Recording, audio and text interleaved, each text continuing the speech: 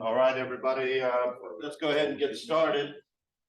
Thank you guys for coming out. I know it's been a while since we've had an in-person meeting, so I'm really glad that you guys made the trip and came out and be a part of this. Want to thank our special guest tonight that's going to be doing a presentation on SCTE 35, and I got a little preview this morning of it, so it's going to be really fantastic, great learning experience and opening our eyes to the possibilities, which is really cool. They also sponsored, for those here, sorry for those online, for those here in person, we have pizza, so feel free to grab and eat and learn as we go through it. And I also want to say for everyone online and here, save the date in your calendar.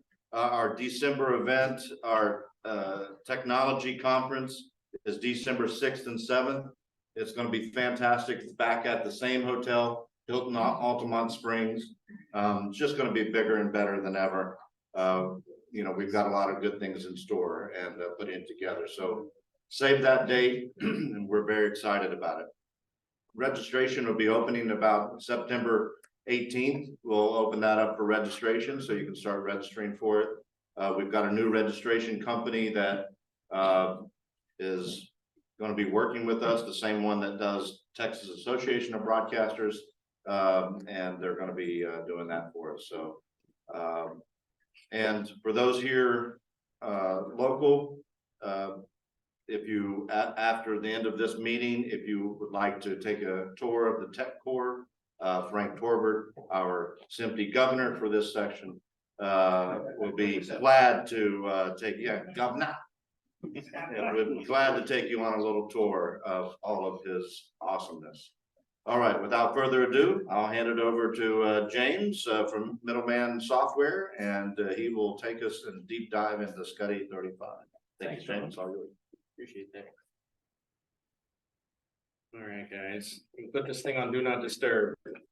See what happens. What blows up in the meantime? All right. Well, my name is James Heliker. I'm the CTO and principal architect for Middleman Software.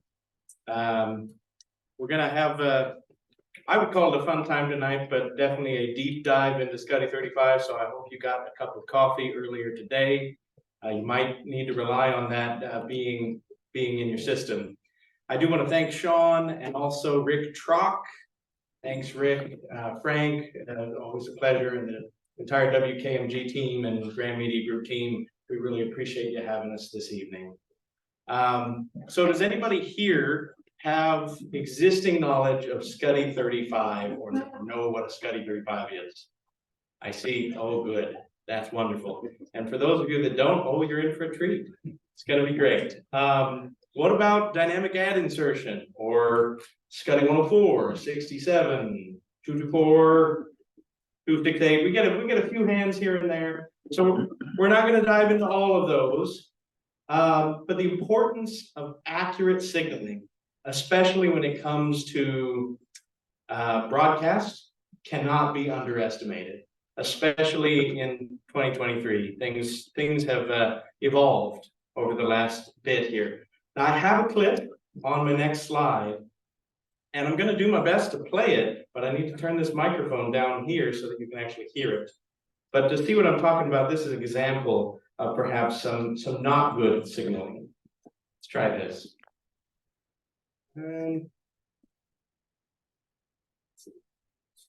Das hier ist die Mindset. Das hier ist das wichtigste Gerätesmittel, das Überlebensräder.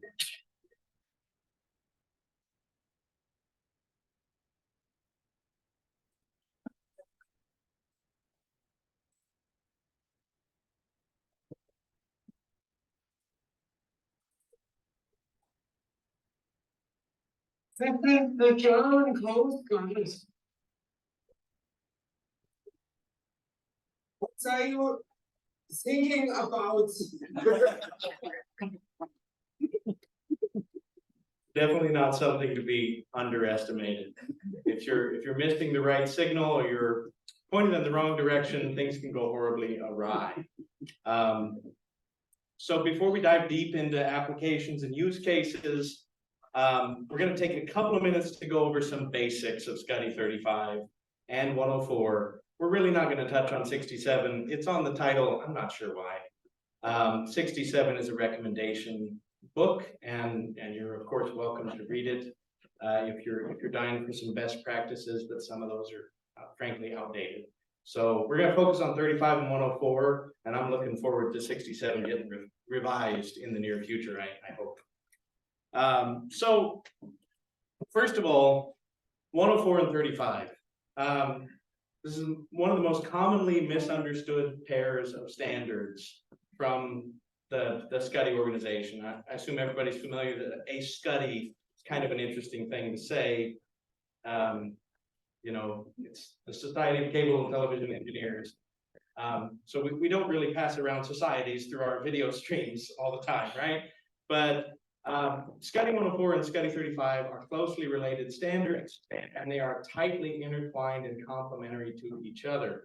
We're going to go through some bullet points. SCTE 104 is to request injection of SCTE 35 messages. It's intended to be consumed by an injector device, typically a video encoder, an Elemental, a Titan. I don't know if I've got any fans of any of those here, but a video encoder typically assumes the role of an injector. So a 104 message is sent to an encoder or to an injector. It's worth pointing out that it was designed for bidirectional communication over TCP/IP. It was not designed primarily for VANC carriage in SDI video. It is able to communicate over a serial link, RS-232 or RS-422, bidirectionally. But with VANC or SDI, carriage of a SCTE 104, it's only unidirectional. So you're cutting off a piece of the standard where you can't get anything back from the requester or to the requester to say, hey, I've done my job, for example. So even though it's very common to see 104 used in VANC and SDI VANC, it's really not the best way to be looking at 104. SCTE 35, on the other hand, is the result of a SCTE 104 request. And it never ceases to amaze me how many people who are seasoned pros in the industry go, well, I thought they were kind of the same thing. You can use either one, right? One's in the baseband, one's not. They're really not, and it's important to capture why. So we're going to try to cover that. In addition, SCTE 35 is intended to signal a splice event. We're going to talk about what a splice event is in a minute. It's not a, spoiler alert, it's not a command. It's not supposed to be tightly coupled to another system. It's supposed to just be an event in the stream. It's intended to be consumed by a video decoder or a player or recorder or other service. And finally, it was designed to be carried in MPEG-2 transport streams and can be carried in HLS and MPEG- protocols through the manifest files. So I recognize we're hitting a bunch of bullets in one go. If you've got questions, please write them down. And we're going to take as much time as we can. At the end of this, I'm going to motor through these slides as quick as I can so that we can get to more of a Q&A format. So, which came first, 104 or 35? Anybody want to take a guess about that? No? Okay, 35 came out first in 2001, right? Seems a little odd.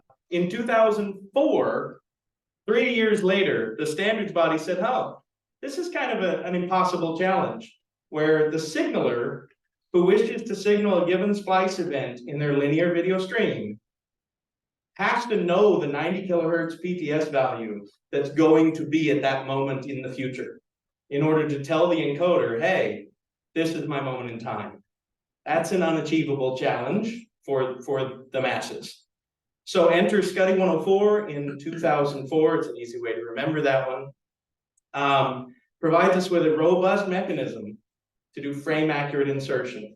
And that can be tied to UTC timestamps, VITSI time codes, or even, forgive me, can be tied to GPI contact closures as well. all three of those are provided by 104.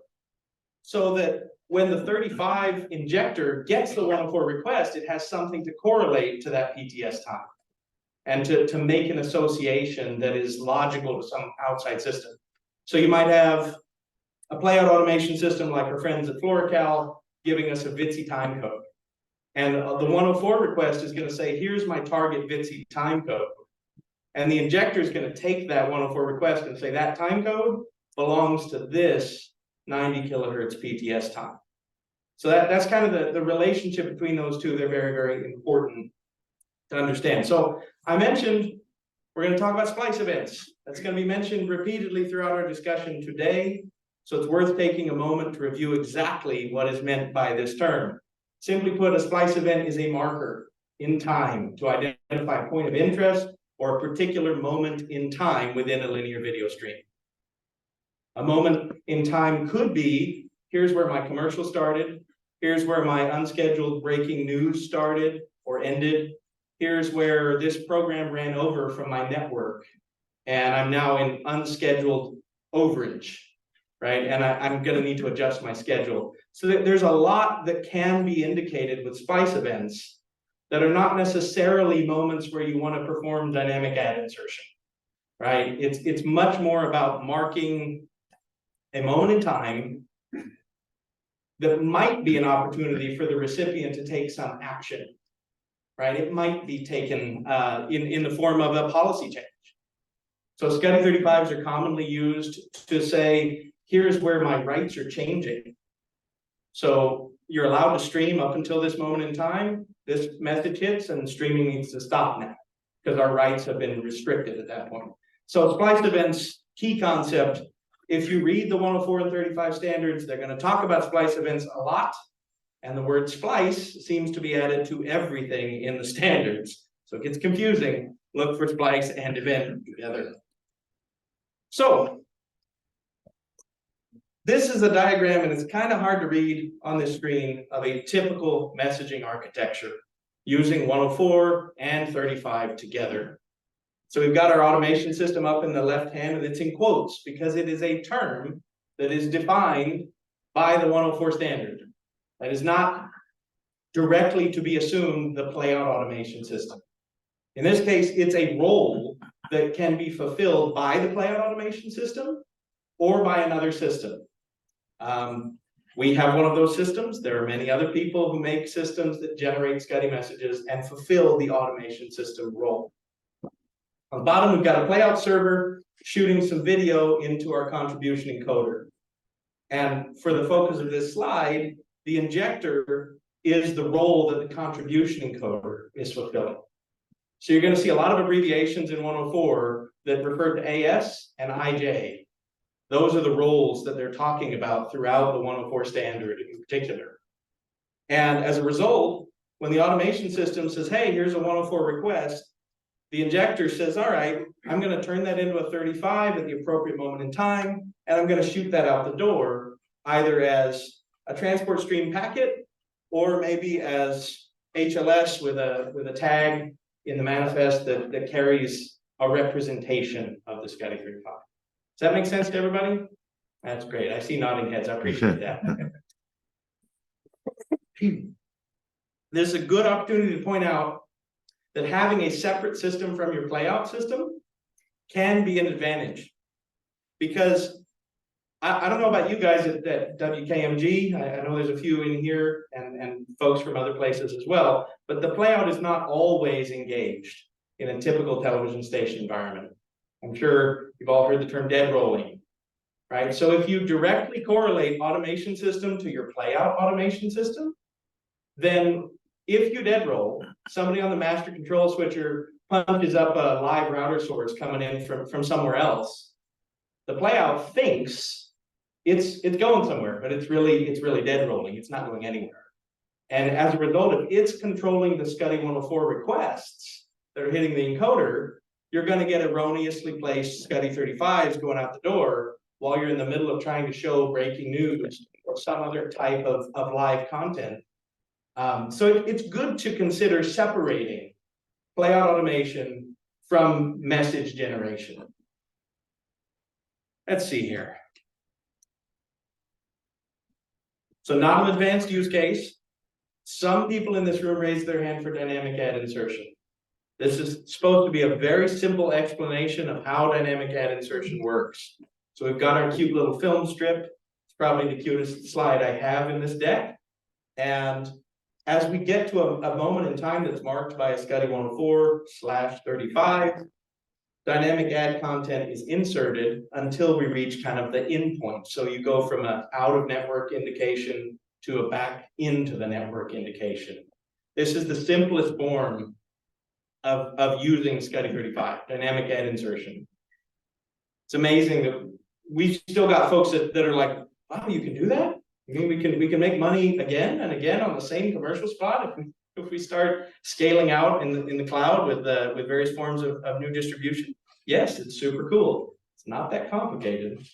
All it requires is SCTE 35. So part 2. We're gonna get through this quick, guys. What is inside a SCTE 35 message? I know you're dying to know. So this is a screenshot on the right from the SCTE 35 standard. And I'm showing you this screenshot so that you don't say to yourself, oh, I should go look that up and read it myself. This is exactly what the rest of the standard looks like. And it's about 100 or so pages of it. The key points that you need to know is SCTE 35 defines the base data structure as a splice info section. Is anybody familiar with kind of the concept of a section in an MPEG transport stream? I see, yeah, okay, cool. There are 2 types of elementary streams in an MPEG-2 transport stream. You've got packetized elementary streams and you've got section streams. Your packetized elementary streams, or PES packets, are your video and your audio, and they carry PTS or DTS, you know, and some other forms of timing, so that the receiver knows when to play that video frame or when to play that audio sample. With a section, there isn't an implicit carriage of time. Instead, the data structure of a section is entirely up to the definer of that section as to what's going to be inside of it. So in order for SCTE 35 to be everything the standards body felt it needed to be, they opted for a section. That's going to become important as we dig a little deeper. So SCTE 35 elementary streams are sections. They can occupy up to 4,096 bytes. So a lot of folks get a little bit confused and they say, oh, a transport stream packet's 188 bytes. That's not very much. But there's no reason your SCTE 35s can't occupy many packets in your transport stream. And so you can carry quite a bit of data.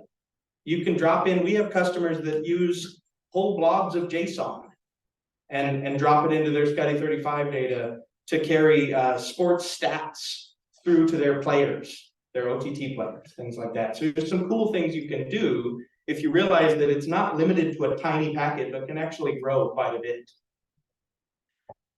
So last 2 bullet points there, you know, they've definitely planned for expansion. CRC, or cyclical redundancy checks, and encryption are built into the standard. I don't know of a single person or vendor that receives SCTE 35s that can decrypt yet.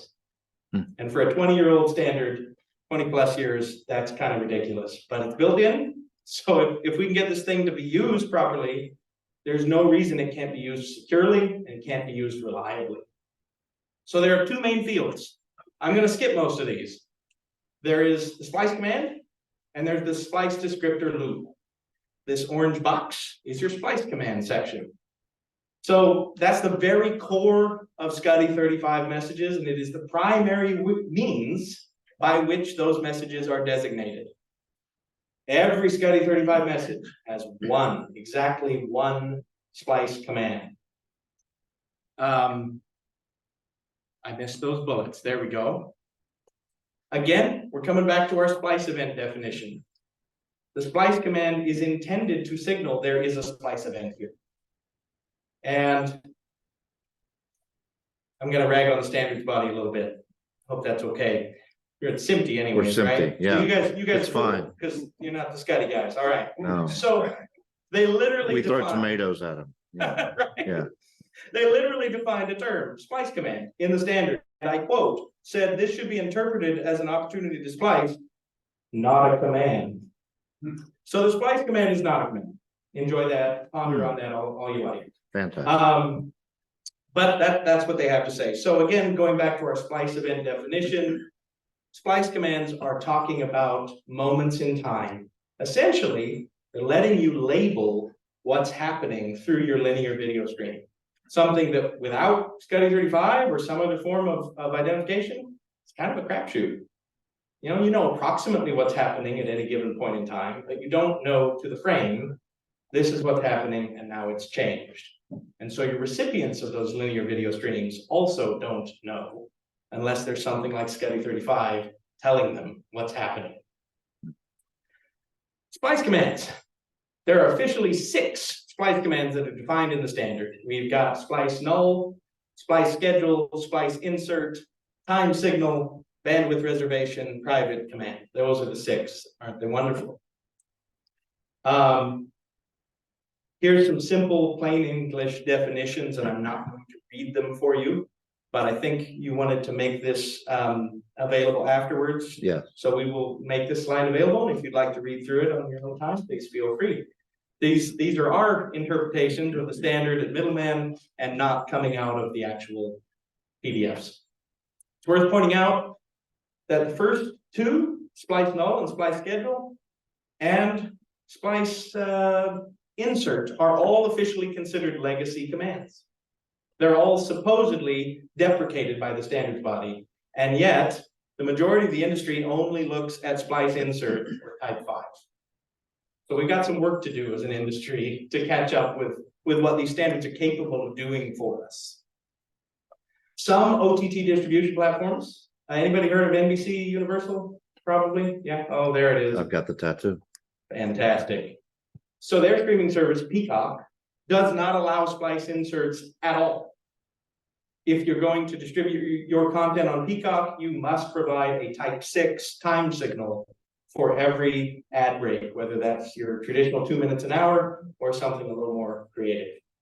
So we're moving slowly. For this presentation, we are only focusing on splice null, splice insert, time signal. You would like to talk about splice schedule, bandwidth reservation, and private command, please shoot me an email, or better yet, shoot Steve an email. He loves that topic. He would love to. So next, let's look at the second main field of the splice info section's data structure, the splice descriptor loop. This is where we can add in additional metadata from a third-party business system like wide orbit, schedule all, or maybe you've got something baked in-house that tracks your data or your assets. Splice descriptors are super cool. Aside from the overall size limit of 4,096 bytes that we talked about a little while ago, there is no arbitrary limit on the amount of data that can be carried through the splice descriptor loop. And it's worth noting that splice descriptors are entirely optional for all 3 of the splice commands we just covered, which would be splice null, splice insert, time signal. So you can put any of the splice descriptors you want with those 3 splice commands. Finally, the most common descriptors that we see are avail and segmentation descriptor. Avail descriptor does nothing more than add a couple of numbers, and segmentation descriptor is where the magic happens in terms of being able to differentiate programs, program chapters, provider ads, distributor ads, placement opportunities, unscheduled events, all of that stuff. All that comes in segmentation descriptors. Yeah, great. So part 3, this is my favorite part of this day. We have some myths that we would like to dispel about SCTE-35. So have any of you ever heard of one of these statements being made? A cable television standard, that can't possibly cover the needs of advanced TV or OTT distribution. Or there are too many interpretations of the standard, standards are all vague, everyone gets different results, right? So this gets thrown around a lot. With a lot of our customers come to us saying, well, how do we really know what to do with our SCTE-35 messaging in a way that will work with other people? We'd like to dispel some of these myths. One of which is a concept we've already gone over many, many times tonight. SCTE 35 and 104 are about content identification. They're about those labels on those splice events or those points of interest in your linear stream. So when you talk about it not possibly fitting all of the needs of advanced TV or over-the-top distribution, it's kind of silly, because all this standard is supposed to do is give you labels to say, this is what's happening at every point in my stream. And you know, I think they made a pretty good label maker, to be honest. This was pretty good. The second section here, there are too many interpretations of the standard. Well, that's again kind of silly. If it's labels, you just need to agree on what label you're putting on something. That's really all there is to it. The only difference in the real world is which label is put on a particular event in your stream. And what WKMG does is going to be different than another station that Gray owns or something. You're going to end up with different business cases, different business needs, and that should be okay. So the systems that you have for sending and receiving SCTE 35 messages should be flexible enough to allow you to choose. What should I be looking for? What should I be sending? And if it's not flexible, you may be like my friend here on the square bike. You may be using the wrong tool for the job. Just want to slap that kid. Needs to stop. So part 4. This is the fun part for me. Let's talk about automated live-to-VOD asset creation. So I don't know if at the station level, C3 and C7 is a big deal for you guys, because that's Nielsen ratings. It's more of a network type concept. Right. But if we look at live-to-VOD asset creation, I'm guessing that that's a thing for you guys, right? Where you've got something coming in live from an OB truck or wherever it's coming from in the studio in a room like this, and you need to turn it into an asset to replay it again later on in the day. So traditionally speaking, we see a lot of crash records. We see somebody in the master control with a big red button that says, hey, go ahead and record this. And then when it's over, they stop recording. Somebody has to go take that file, trim it up, transcode it, shoot it into something. Now, there's a lot of new systems that make that easier, and that's cool. SCTE 35 can make that easier too.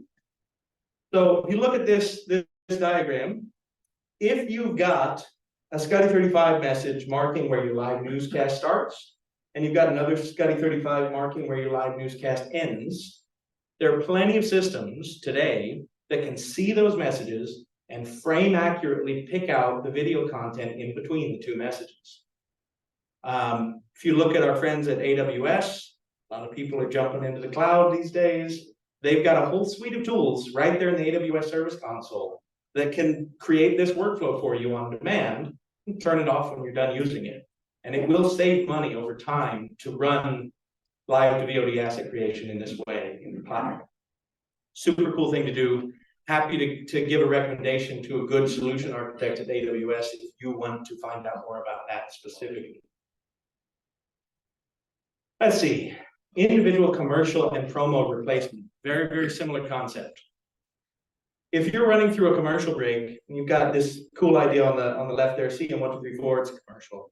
Spoiler alert there. And you want to replace an individual promo. The SCTE 35 messaging can indicate here's where a provider ad starts. And it can just as easily say here's where a provider ad opportunity starts. That says, hey, at this tier, I'm allowing this promo to be replaced with some other provider's promo. You can do the same thing for commercials. You can replace full breaks. Obviously, that's what everybody does with avails. There's no reason to not put in some additional labels if your downstream guys can take advantage of it.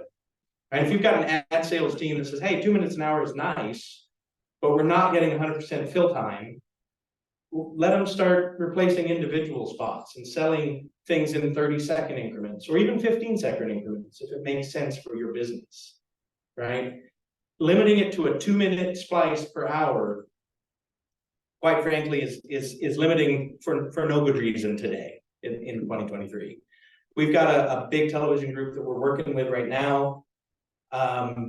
I don't think I'm supposed to mention them by name, Probably best. so I won't. But they're doing a super cool thing with this basic concept of saying, here's a promo, and I'm marking the start and end of every promo and every commercial.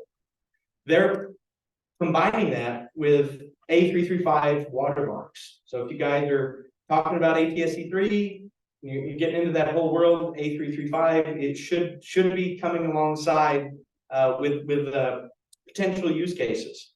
A335 watermarks survive not just transmission, but they can get through HDMI cables and make it all the way up to your screen.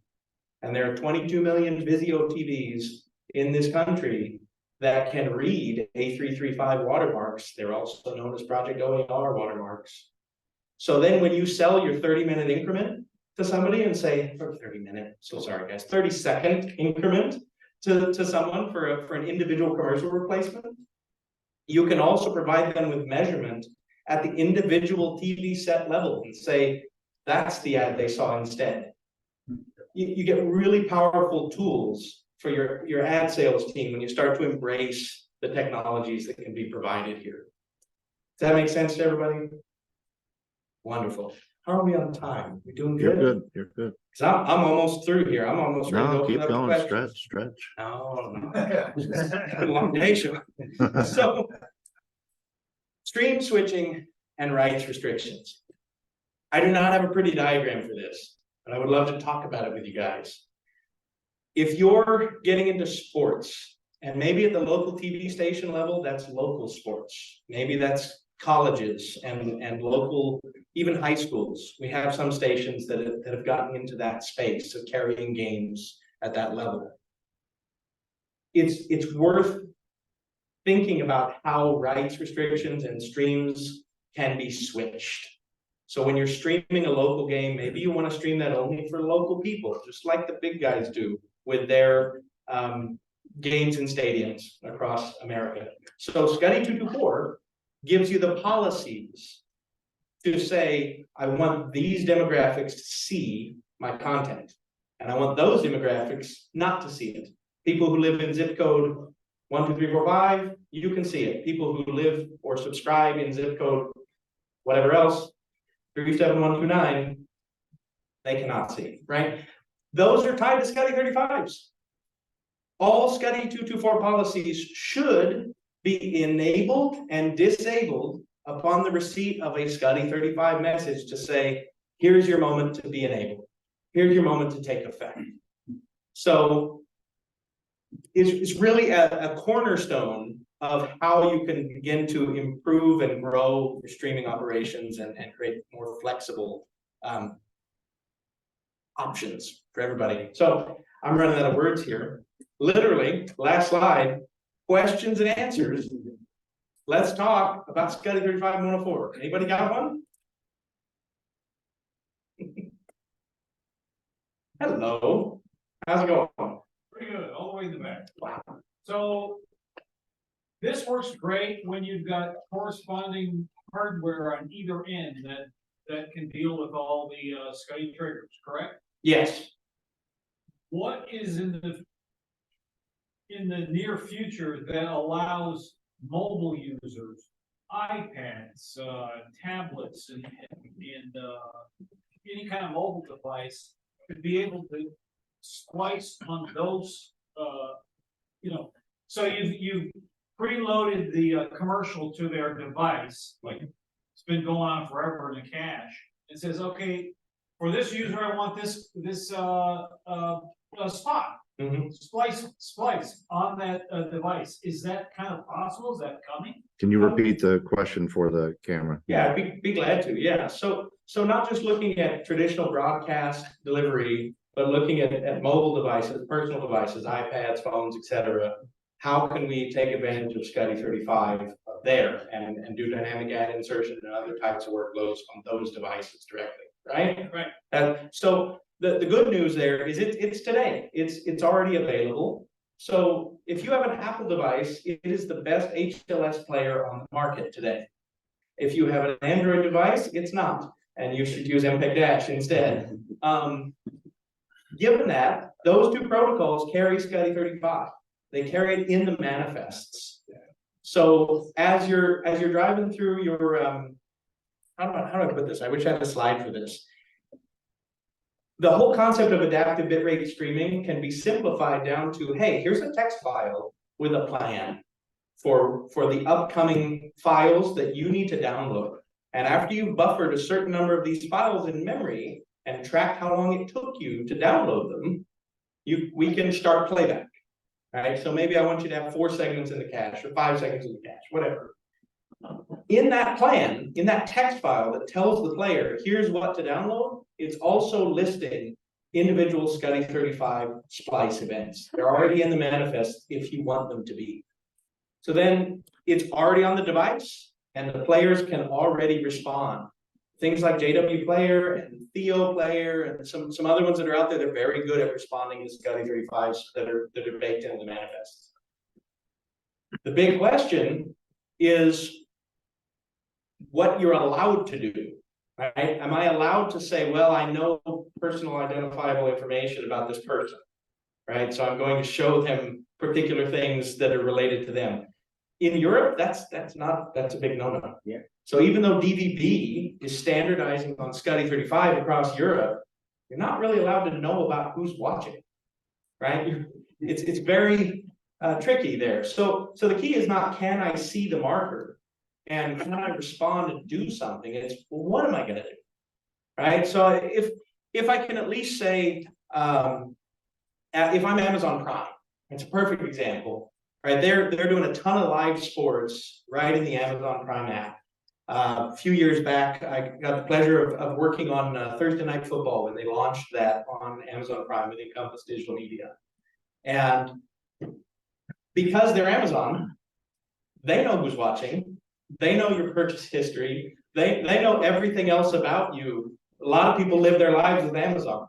So the commercials that you get during Thursday Night Football are very appropriate to you, right? If that's going to stay, and become the status quo, I don't know. But you can do it today. You can do it thanks to SCTE 35s being in the manifest files for those delivery protocols. Does that make sense? Awesome. That's a great question. Anybody else?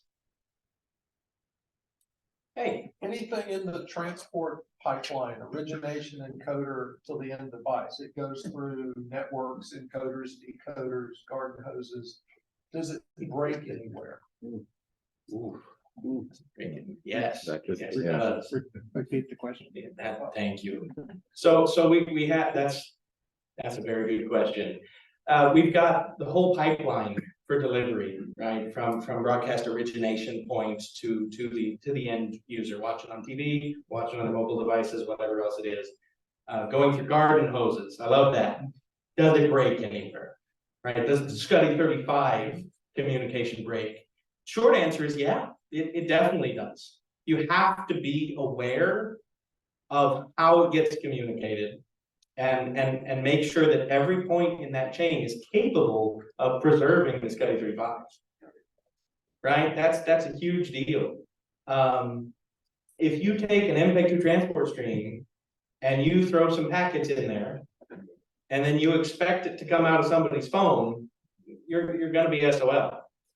forget the implied language there. That's not going to work out too good. You've got to make sure that the transcoding and packaging device that sees that package in the source transport stream turns it into a tag in the text file. And that's not a given. It's really not. So it takes a very, the industry is not standardized enough for that to be a given. Does that make sense? Awesome.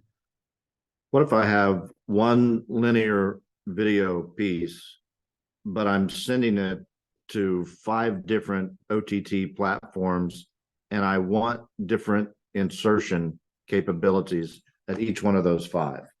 Is that possible? That is possible. I appreciate that. Do you want me to repeat the question, or do you think you can? No, it hurt me. I'm loud and obnoxious. If you've got a number of profiles, and this is very common, you've got Roku, Sling TV, YouTube Live, you're sending some to maybe to SyncBack, right? And they've sent you an encoder or something that's in your station. I bet you might have one of those. The SCTE 35 requirements at each of those OTT distribution points are going to be different. Now, at the transport stream level, it's pretty easy to separate messages for different people on different PIDs.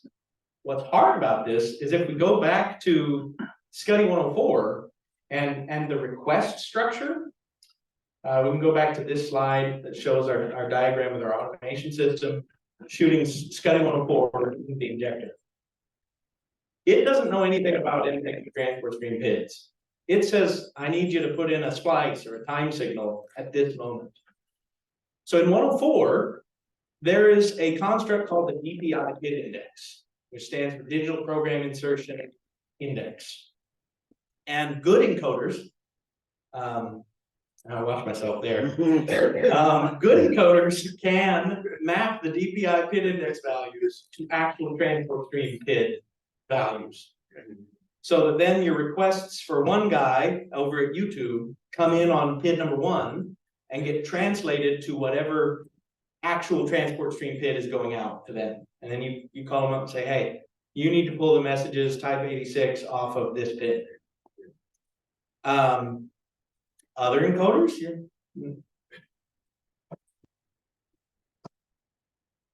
that's one of the coolest things that's built into the SCTE 35 standard is the idea that you can create not only individual PIDs, but tiers of PIDs that restrict who's allowed to get what splice events. And I don't have a diagram specifically showing that. That's a pretty low-level topic, but they've thought through a lot of this. That's already been in the standard for years. And yet there's very few people who are actually taking advantage of it. So you can set up a tier that says, hey, just my 2 minutes an hour, just my traditional avail. That's tier 1, and it's going out on my same SCTE 35 PID. But tier 2 on that same PID is all of my program segments being marked for recording or marked for web delivery or something like that. That's all available. The hardest part about it is going to be how do you generate those messages in the first place? I don't want to sit here and give you an advertisement, but most playout automation systems need a little help when it comes to doing that kind of generation. So we love to partner with people who are trying to do that with our added software. That's what it's made for, is to generate those kinds of complex messaging situations. I think our friends here at WKMG are thinking about using it at some point too. So thank you, Frank. We have a question from Zoom. Andy asked, many of our program streams end up going through various cable systems before it reaches the viewer. How likely is it that one of those systems may read a command that causes an undesired change in your program? You said going through multiple cable distribution systems, right? Like cable head ends, that sort of thing? I'm assuming. Yeah. It is likely. At this point in the game, if you're letting those messages out through the cable head end, that can be a problem. It's very likely, to be frank. That's my middle name, so I can be frank too. Had to throw that in there somewhere. Dinner and a show. Yeah. Yeah. What you really need to do is be intelligent in your decision making about where you send individual streams. Streams meant for OTT, those should not be going out on cable distribution platforms. It's a recipe for sadness. So if you have a system that can handle those DPI PID indexes at the SCTE 104 level, or can at least handle the 35 PIDs that are in the transport stream domain and make sure that they don't go to the cable distribution head end, right? That'd be really, really important. That'd be a key point in being able to accomplish these advanced workflows. Yeah, thank you. So Hey, Rick. do all program distributors, cable companies, OTT companies have a standard for their company that they want to see? Yeah, I think pretty much all of them do. Most of them, 90% of them say, hey, give me a splice insert 2 minutes an hour. Mm-hmm. And that's great, but this industry could use a little help, a little cash injection in their streaming distribution models. We could use some improvement there. So I think a lot of the forward-thinking folks are saying, well, 2 minutes an hour is working, you know, but we can do a lot better. A lot of real estate anyway. Yeah, we're missing a lot of opportunities. We're missing opportunities to target individual demographics. All of that is missed out on, unless you go back to them and say, hey, we want to do something different. Yeah. Comes back to that cash. How you doing? We are working in a digital ad distraction solution using ATSC3 standard and a broadcast application to replace the ads. But we didn't find in a standard a way to get those message from the middleware.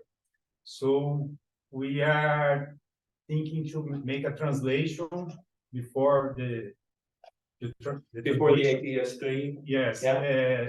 to stream events, to broadcast, there's a specification for stream events. Mm-hmm. But do you have experience with this and use another approach? I have a little bit of experience. I'll be direct with you. So ATSC3 is not my strong suit. However, I have some good friends at ATEM that we've worked on a few projects together with. And I don't know if you want me to repeat that question. Please. We were talking about, Or the interpretation of. yeah, how do we get dynamic ad insertion to work smoothly on an ATSC3 platform, right? Yeah. Versus, you know, an OTT platform. Where there's not really a clear standard and there's not a lot of support on the upstream devices before it goes out. ATEM is actually one of the only companies I'm personally aware of that has built a translation already from SCTE 35 to Xlink, which is the standard for ATSC3 opportunity signaling. So in the Titan Live, and I think there's another one that they have, can't remember the name of it, I'm looking at you, is not helping. At least in the Titan Live, if you send a SCTE 35, you can throw in a checkbox on your Titan encoder, if you have one, that will turn that into an Xlink. And there's a little bit of intelligence there that allows you to have decisions on which SCTE 35s result in which form of Xlink. Aside from that, I'm honestly personally disappointed that ATSC3 saw fit to not leverage SCTE 35. You know, unlike if we look at DVB for Europe, they said, why should we reinvent the wheel? Now they did put their own name on top of it. So you go to DVB TA standard, which is targeted advertising. That's their standard, and right inside of it, you're going to find SCTE 35, and they're telling you how to use SCTE 35 across Europe for dynamic or targeted ad insertion. I'm really disappointed personally that ATSC3 went their own way, and has no ill will or disrespect intended to those people, but it's kind of unfortunate because now we're at square one again. Going, how do we do this? How do we get it to work at all? You're definitely not alone in that. So, the roundabout answer. I apologize for that. Anybody else? These are great. I really appreciate it, guys. Okay. It looks like we're a little shy of an hour. That's pretty good. That's great. Yeah. Yeah. Sean, Yeah. I'll. thank you. Yeah. Thanks for having me, guys. I have no idea if the camera is following me. It's probably looking at the ceiling. Is it good? Looking at you. All right.